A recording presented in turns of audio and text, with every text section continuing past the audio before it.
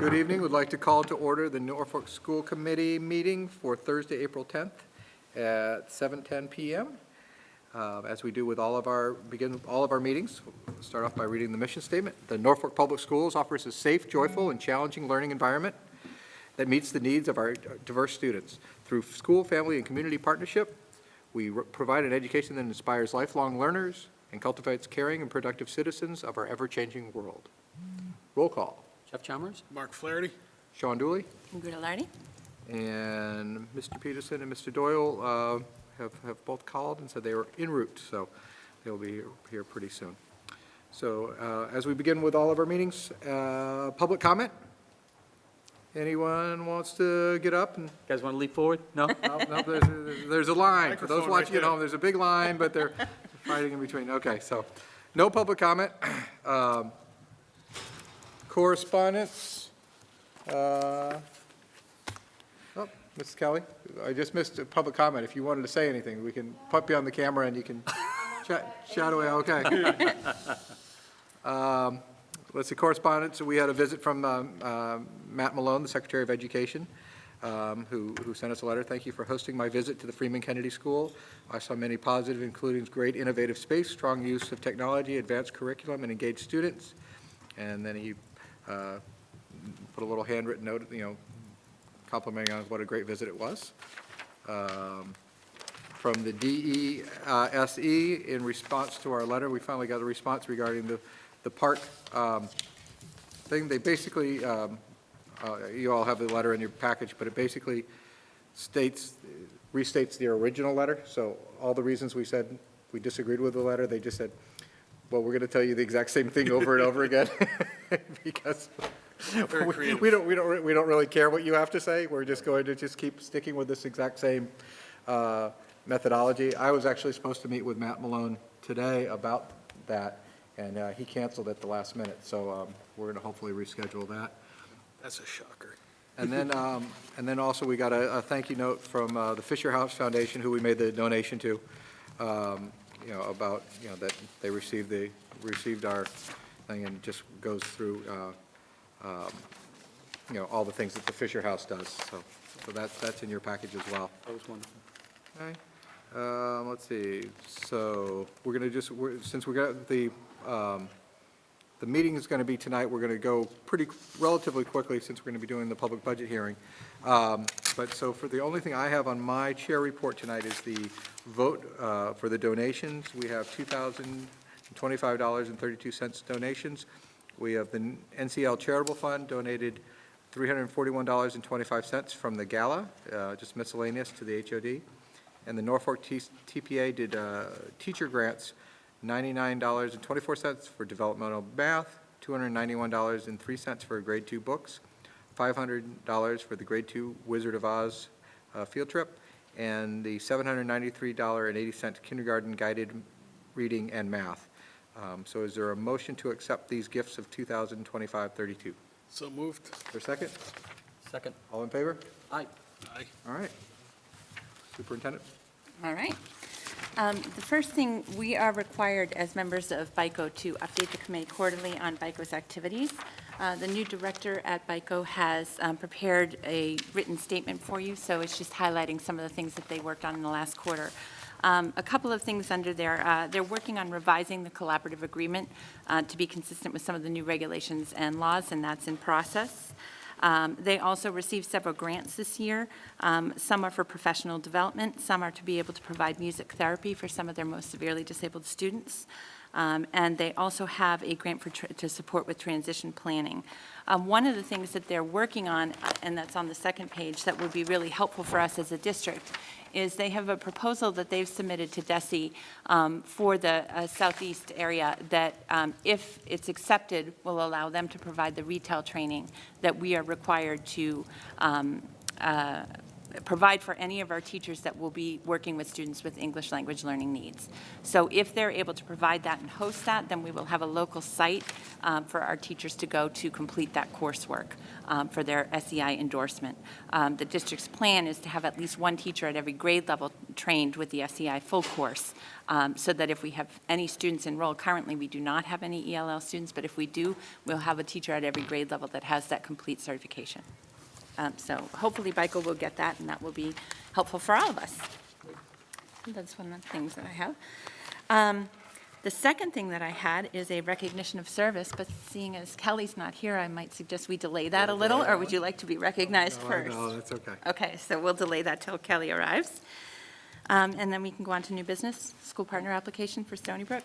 Okay, so we have one application, it's in a new application, it's Stony Brook Wildlife Sanctuary. They go through basically all the different things that they're doing. They're actually asking to be a school partner. I unfortunately did not read through this one beforehand, and I apologize.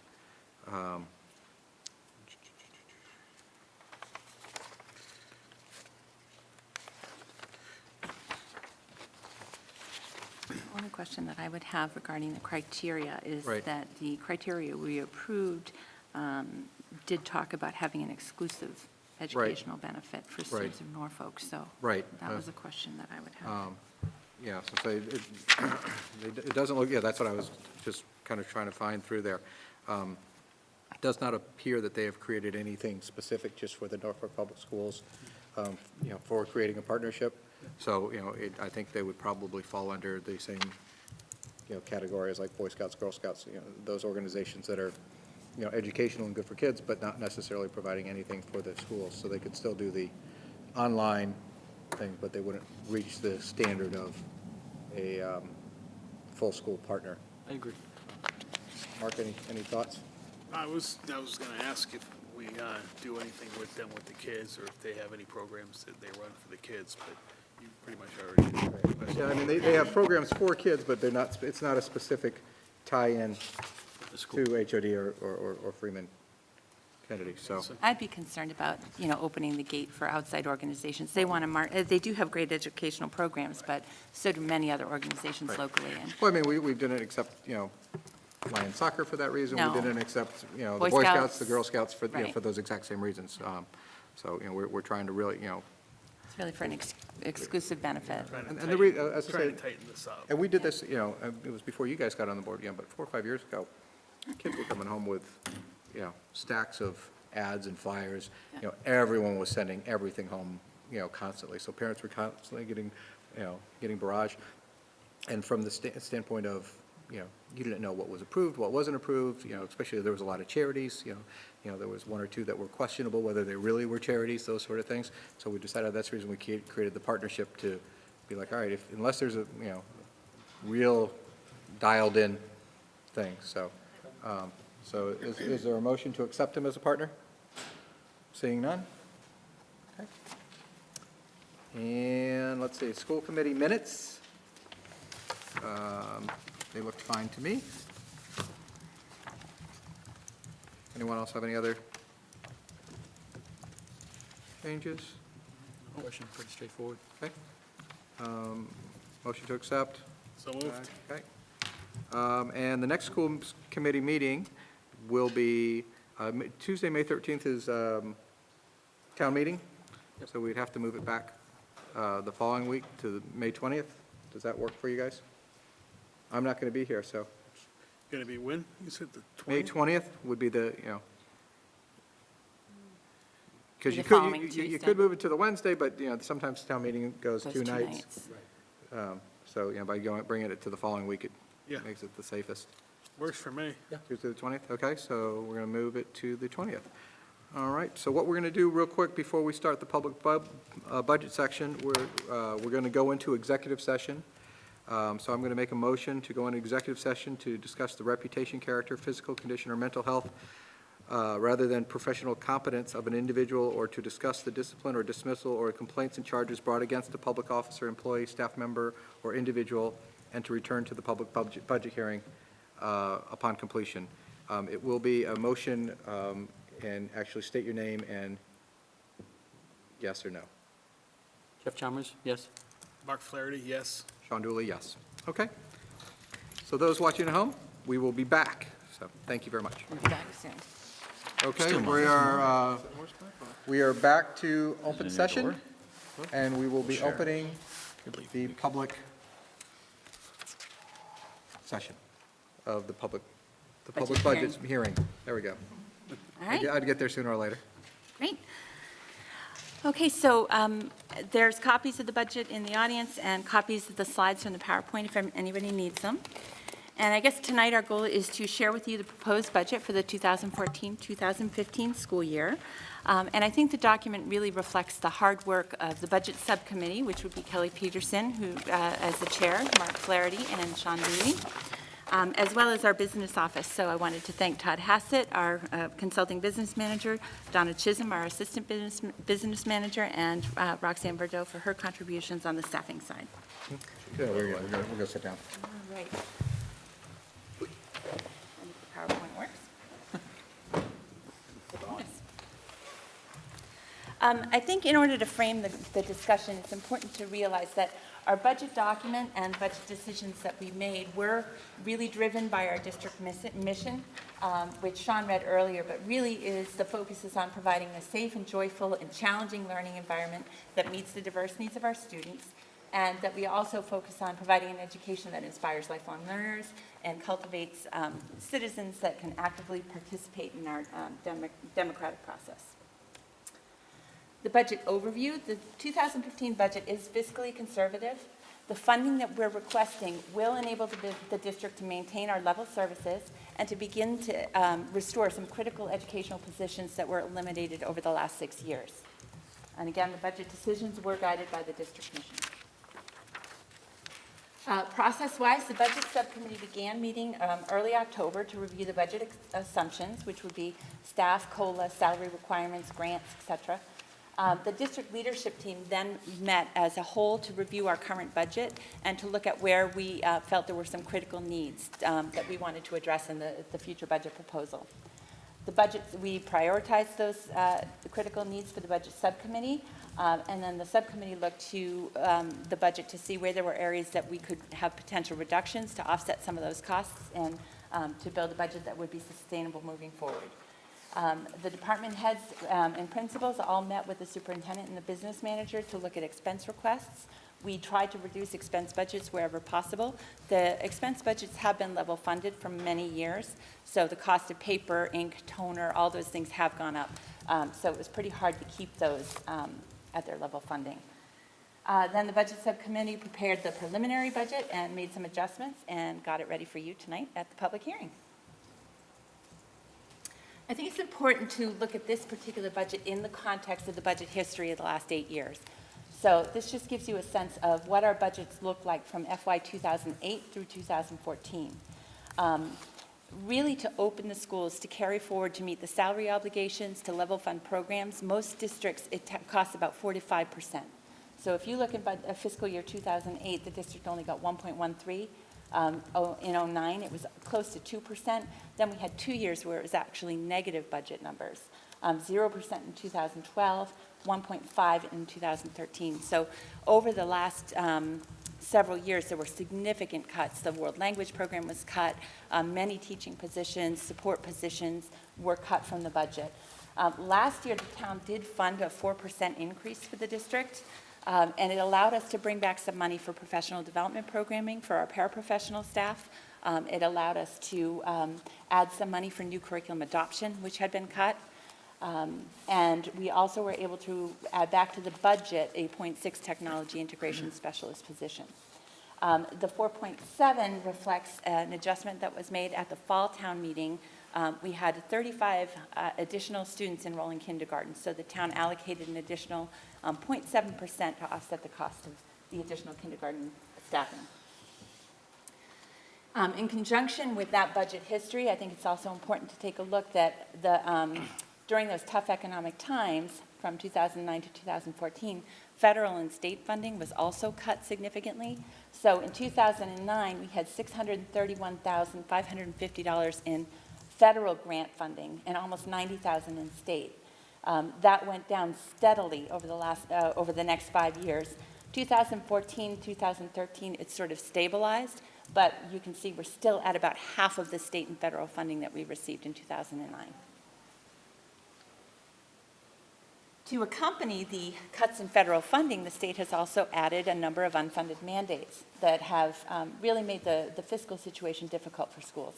So one of those, I just gave you a sample of some of the things that we're required to take on that have a cost. So adoption of the new Common Core learning standards requires significant curriculum revisions.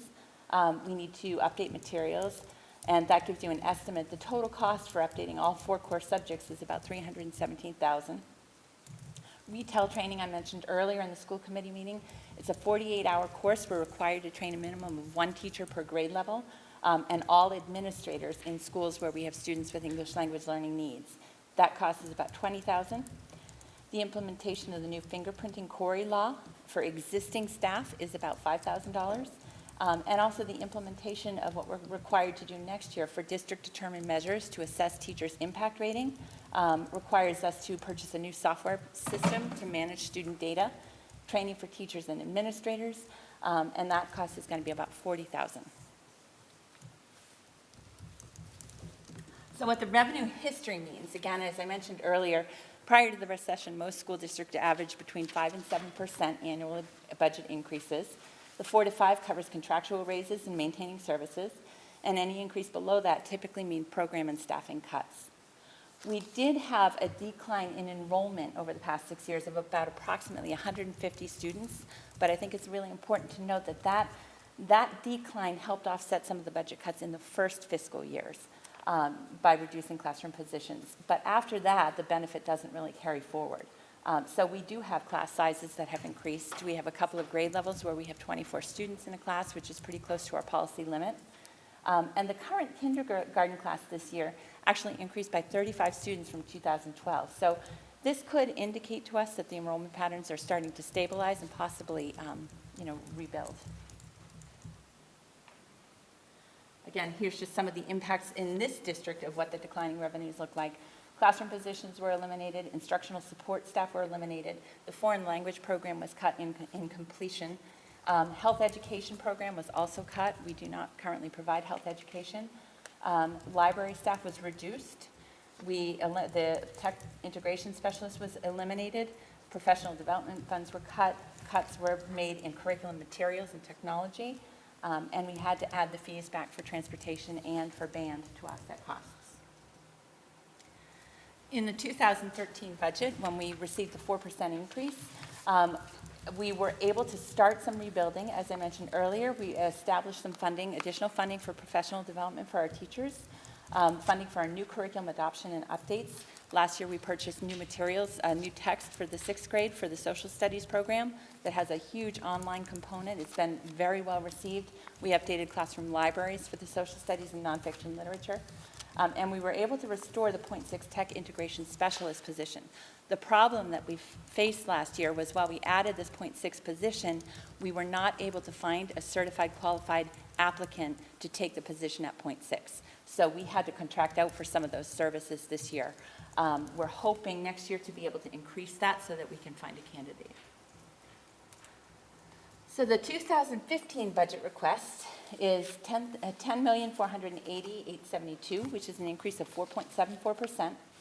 This request allows us to maintain all of our current services, to keep reasonable class size, and to begin to rebuild some of the programs that have been cut.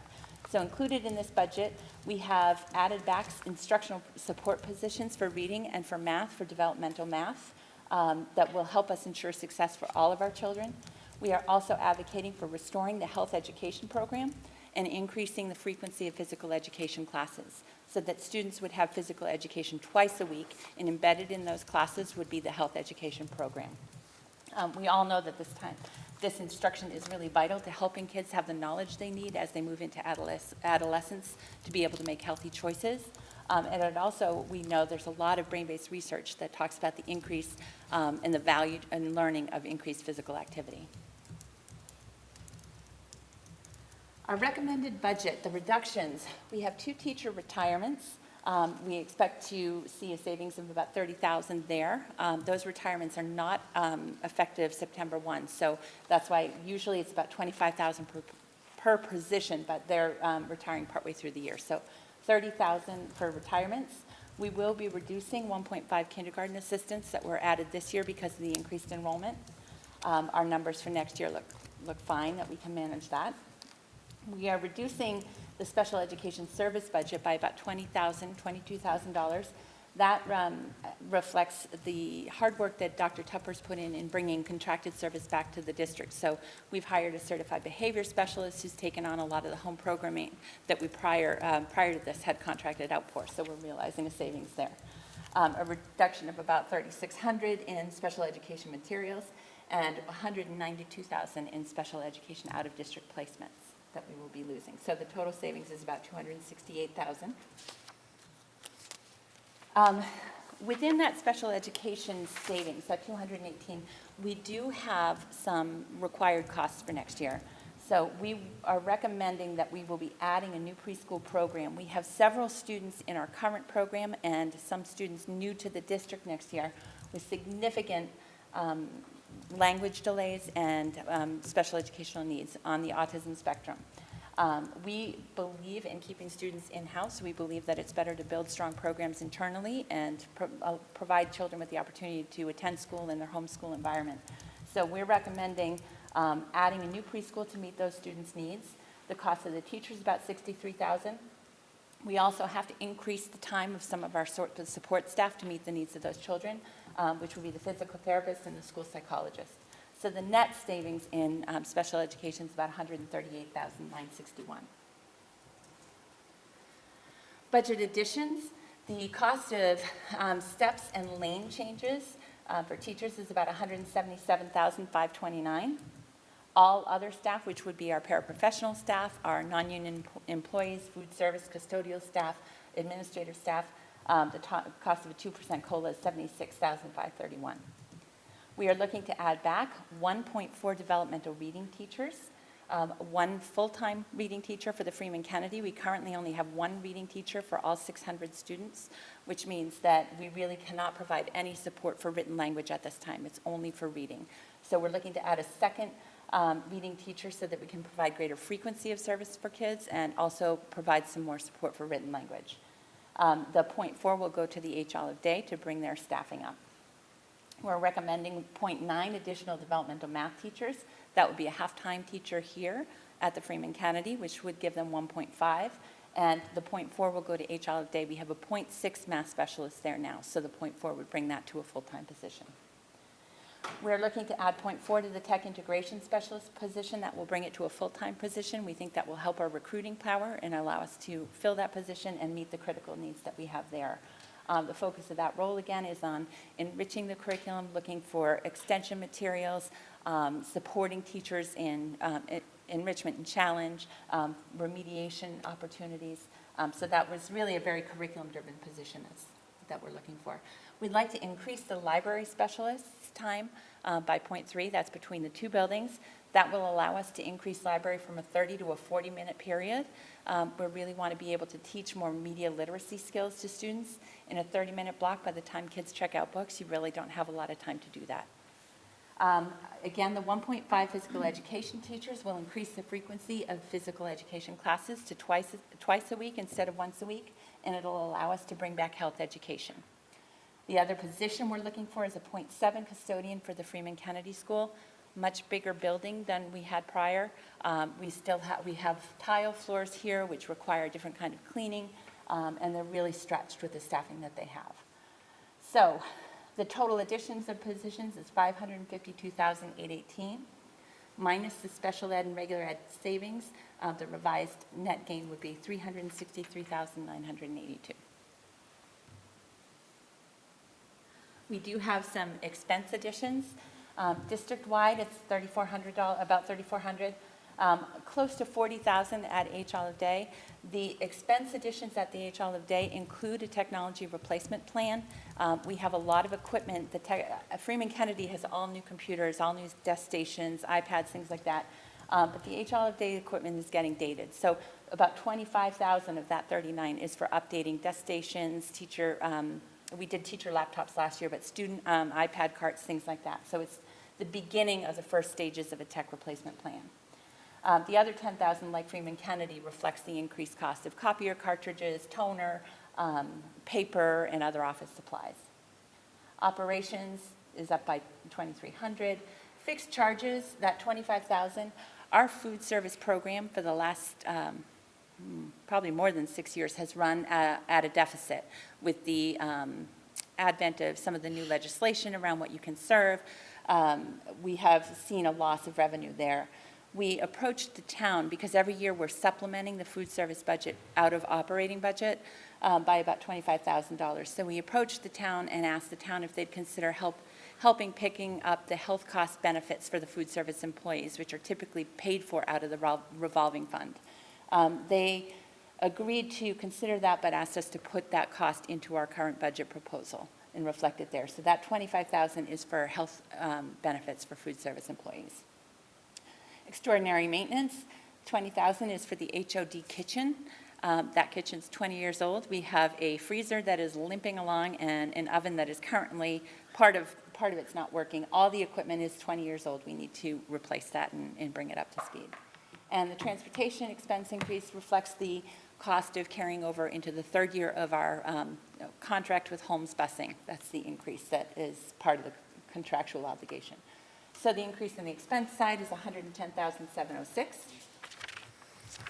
Just so you can see a breakdown of our budget allocation, 65% of the district budget goes to professional salaries, 4% goes to clerical salaries, 3% to other salaries. So that would be custodial, paraprofessional, administrative salaries.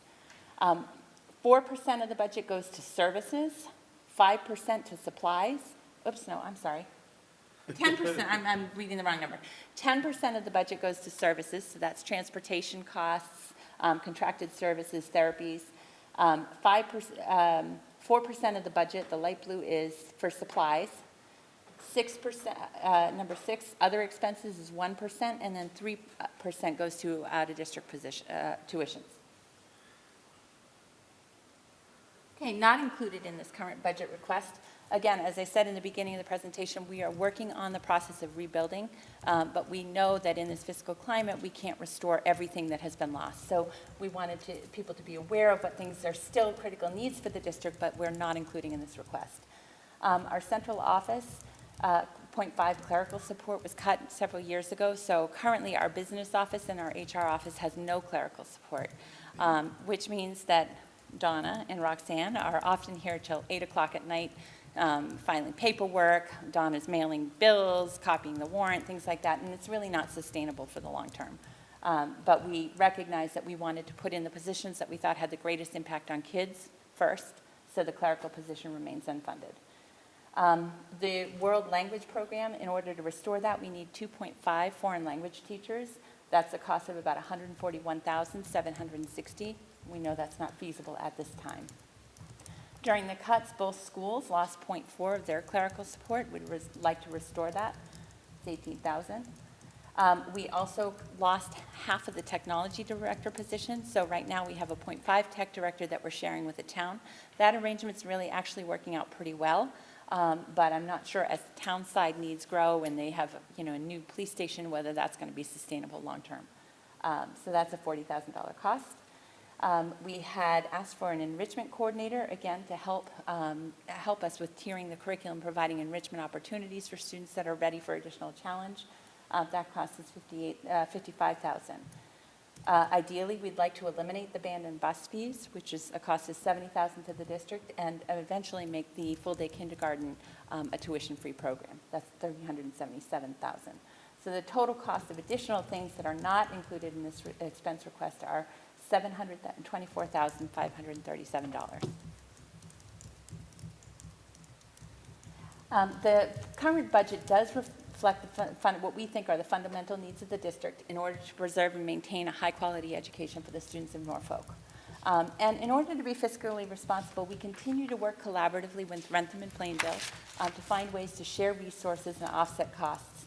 Some of the things we're doing now, we're looking at sharing the cost of our professional development programming. We're in the process of building a new teacher induction program that we will share the cost of funding. We looked at possibly being able to save some money with fingerprinting by bringing a vendor on site so that we don't have to pay travel costs for our employees to get the fingerprinting done. ELL services, we're all low incidence communities, so we're looking at sharing some of the costs of services there as well. That's it, so open for questions. I actually have a question on the fingerprint. Is it possible to get the police? No, police it is to- not. No? We've looked into it. They're not, they don't have the equipment, and they're not certified to do it. This is open to the public. This is as opposed to our normal meetings where feel free to ask questions. Yes? As you start to read, Oh, could you just? You might have to come to a mic, Come to a though. mic so they can hear you at home. Sorry. Sorry. And if you could say your name and where you live and all that other, all kinds of Jeff, personal can you information. turn your mic for him? There's a microphone right. Oh, okay. thank you. Okay, thanks. I'm Chris Curry, living here in Norfolk. My daughter attends HOD. My question is, as you start to look at rebuilding the budget from where it had sat before, what drives you to prioritize one item over another? We really looked at, as an administrative group, we put together a list of all the things that we thought were critical needs. And then we really looked at prioritizing in terms of what particular items would have the biggest return for our kids in terms of achievement first. So that's why we put the developmental math, reading and math positions back in, the tech integration position in. The decisions really were driven by the needs of the children and what would best support our ability to move the district forward that way. Other critical needs, like the clerical support, we felt wouldn't have as big of an impact, and even though they're critical needs, we know there's limited revenue, and so we made the decision with the best interest of students at heart first. Okay. Same with the physical education and wellness program. Okay, so subjective based upon your experiences as administrators and. And the faculty. Yeah, with the entire administrative team. And I'm not sure that you'd say it's subjective. I mean, there's a lot of good, solid research around the impact of having additional reading specialists and additional time on instruction, better preparing kids at the younger grades so that as they progress through school, if there's gaps, they don't continue to grow. We're addressing those needs early. And there's a great deal of research on the importance of physical education and health education for students. So I would say they're research-based decisions, but prioritized around children's needs first. And I guess I will speak to the reading and the math specialists since I was here when they were cut as well. We've been able to actually go back and trace, drop-offs based upon those cuts in those positions. Sure. Additional stressors to the teachers that are, picking up the slack, as well as, a lack of performance. So that, that was where we noticed in the scores coming back, where we noticed a drop and could directly correlate that with those positions being cut. Okay. And I think in addition to that, and when you look at the developmental reading positions, we're significantly understaffed compared to other local elementary schools and districts. Right. So that's another piece there. To have we have one here tonight, one reading specialist trying to provide services to 600 kids. You can't see kids with the frequency that you need to really make a difference in that sense. So you have to narrow the pool of who you can support, which means there's a lot of kids not getting the extra jump that we think that they deserve, here. Thanks. Okay, sure. Anything else? No. Oh, awesome. Any other? Mr. Curry, you're off quiet? No? I was gonna say, no. Okay. All right. Sure. No, you missed it. No, please do. So I'm Kathleen Maloof, and I'm a reading specialist at the Freeman Kennedy School and also vice president of the Norfolk Teachers Association, and I'm a reading specialist. So I want to just say that one of the things that a reading specialist does that I think has a really big impact is going in and working with classroom teachers so that the classroom program is richer and the children get more help within their classroom setting. Absolutely. And I'm sure the same thing would be true of math. Yes. And also, I think that adding the phys ed health health teacher in is another really important thing. At one time, we had phys ed twice a week. It was mandated by the state. When it was no longer mandated, we cut back so that going from 2 times a week to 1 happened, and that was around the same time that the children had Spanish. Computers was a special with a technology specialist with them. So we're really happy to be getting some of these, hopefully getting some of these services jinx back. us. Yeah, thanks, Kathy. I think Kathy's point about the developmental reading teacher and the math teachers, they don't only provide direct service to kids, they do a lot of co-teaching that enriches the quality of instruction in the classroom. We rely on the specialists to bring new methodologies, new resources in. So there is a very rich part of co-teaching that we can do if we have sufficient staffing. So that's true. Questions? Perfect. Any other questions? So that will close the budget hearing for this evening. And did you want to do the, We do, but are we voting on the budget? School committee? We can vote on the budget? yeah, we'll close the budget hearing and then I'll do the recognition. we'll of the go school back committee meeting. into a school committee meeting. Yes. So- Okay, so I'll do that. So we're closing the school committee, the school budget meeting, public budget hearing, and now we're reopening the school committee meeting for the 10th. Voila, presto. Everybody's wearing the And same last time we opened it, clothes. we only had 3 people here, now we have 5. So right. everyone is present for the second, or actually third of the evening, so. All right, so before we do the vote on the budget, today is the last school committee meeting for 2 of our members, and we just wanted to take a minute tonight to recognize them for their outstanding service to the community of Norfolk and to the public schools. So Kelly Peterson has served for 3 years as a member of the school committee and has also chaired the budget subcommittee, I believe, for all 3. Is that correct? Yes. It's going to be so sad not to be doing that for us next year. And then Representative Dooley has served for 4 years as the chair of the Norfolk School Committee and has also been actively involved with the Budget Subcommittee, Policy Subcommittee, and many other matters. I just wanted to say personally, it's really been a pleasure to work with them both. I think that you both continue to ask good questions, to challenge my thinking, and to ensure that the decisions that are made in the best interest of the students. So I will miss working with you both and wish you the best in your future endeavors. you. And we Likewise. do have just a little gift for each of you, and Pam told me to write who's on the thing, so I did. So There you go. So he gets the you. gold, I get the silver.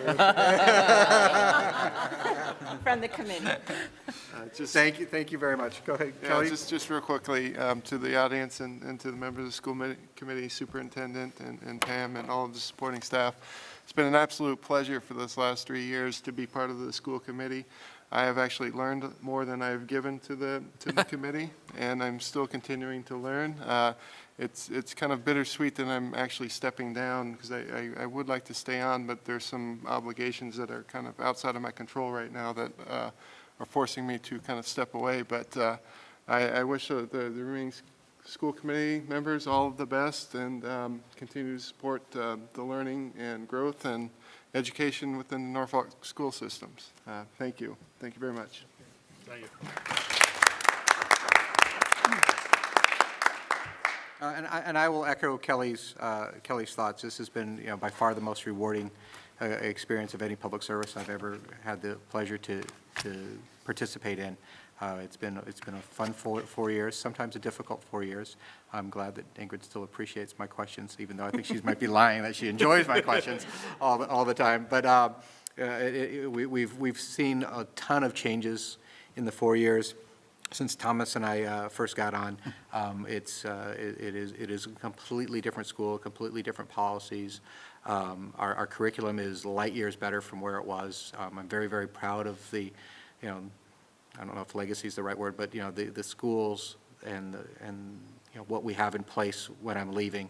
And I look forward to continuing to be, obviously, as a state rep, I'm going to be active in trying to get the schools more funding and work with the members of the committee and everyone in town and all the children to make sure we have the very, very best here in Norfolk. And put forth the challenge to the people who are running. We have 3 people running for our 2 spots to replace us, and I challenge them to take it to the next step.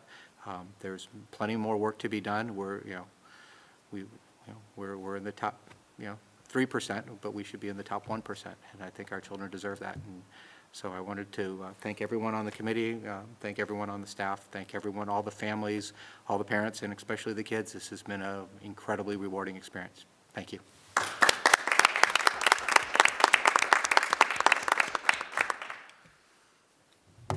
And so I would like to entertain a motion to accept the budget as presented. So moved?